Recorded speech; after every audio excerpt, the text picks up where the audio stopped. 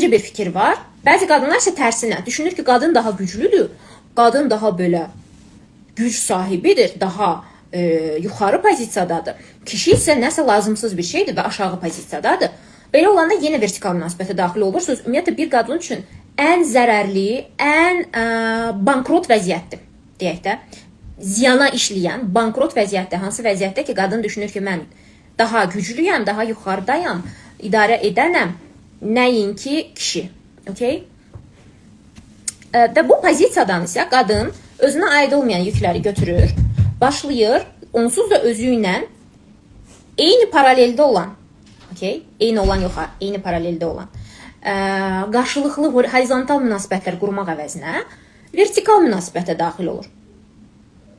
Okay? Və vertikal münasibətdə qadın öz üzərinə çoxlu yüklər götürür, hansı yüklərin ki altında əzilir, baş eləyə bilmir o yüklərlə, harda ki öz qadınlığını yaşaya bilmir, okay?